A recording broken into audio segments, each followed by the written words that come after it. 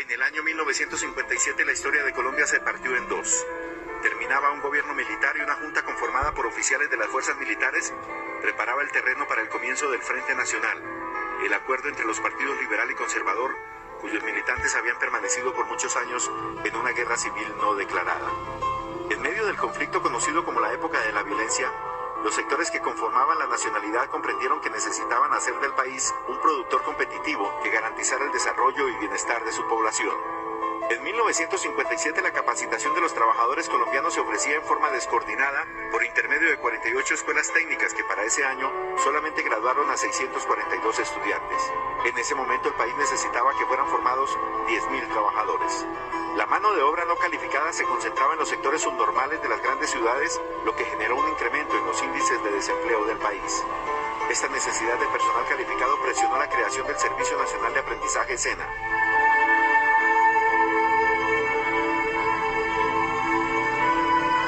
Entonces, unieron esfuerzos los trabajadores organizados, empresarios y la Organización Internacional del Trabajo, que planearon e hicieron realidad un establecimiento público del orden nacional, con patrimonio propio e independiente y con autonomía administrativa que se encargara de prestar el servicio de formación profesional integral. El doctor Rodolfo Martínez Tono se embarcó en el sueño que se convertiría en la que sería la obra de su vida. Él no imaginaba que aquella idea concebida a la orilla del lago Lehmann en Suiza, durante una cena con Francis Blanchard, director de la División de Formación de la Organización Internacional del Trabajo, OIT, se transformaría en el SENA. El nombre SENA lo escogió Martínez Tono, quien admiraba el río Sena que cruza a París, la ciudad Luz, capital de Francia, donde estudió aspectos relacionados con la formación profesional. Mediante el decreto 118 del 21 de junio de 1957, expedido por la Junta Militar, se creó el Servicio Nacional de Aprendizaje.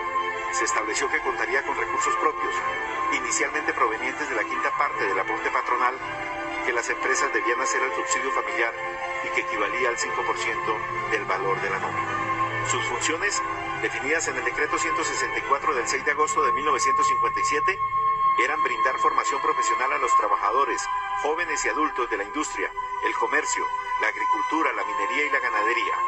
Asimismo, su fin era proporcionar instrucción técnica al empleado, formación acelerada para los adultos y ayudarles a los empleadores y trabajadores a establecer un sistema nacional de aprendizaje. Y se abrieron centros de capacitación a estudiantes y trabajadores con programas ordenados y dirigidos a cubrir las necesidades laborales y técnico-educativas con base en estudios que mostraban las necesidades regionales, con tecnologías avanzadas y con el espíritu formativo para hacer de sus alumnos los mejores colombianos. En 1957 empezó a sesionar el Consejo Directivo Nacional en un edificio ubicado en la calle 20 con carrera octava por espacio de 3 años. Organizaciones sindicales como la Confederación de Trabajadores de Colombia, CTC, y la Unión de Trabajadores de Colombia, UTC, respaldaron al SENA para que cumpliera un papel fundamental en el desarrollo del país. Como en toda gran empresa, el comienzo fue difícil. Las primeras clases se dictaron en las aulas del Politécnico Central y de la Universidad Nacional. También en improvisadas carpas de circo, levantadas en ciudades y municipios con el fin de ampliar su cobertura. La institución atendería las demandas de la empresa privada en sus planes de expansión, del gobierno con sus políticas de arbitraje y planificación de los recursos, y de los trabajadores que exigían más capacitación, bienestar y calidad de vida. Capacitar al mayor número de personas era la consigna. Por ello, los instructores visitaron comunidades marginadas en el barrio Meissen en Bogotá y levantaron más de 100 carpas de circo en ciudades y municipios. En ellas, desarrollaron los programas móviles rurales y urbanos denominados Programas de Promoción Profesional Popular, que después se llamaron Programas Móviles. En marzo de 1959 se inició el primer curso de aprendizaje industrial con 130 trabajadores aprendices, patrocinados por 27 empresas.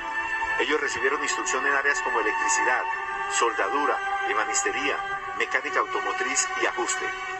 La participación del SENA en la formación de trabajadores se reflejó en el acelerado crecimiento del número de estudiantes que pasaban por sus centros, de 32.000 en 1965 a 288.000 en 1970, y así sucesivamente en un crecimiento exponencial que admiran tanto nacionales como extranjeros.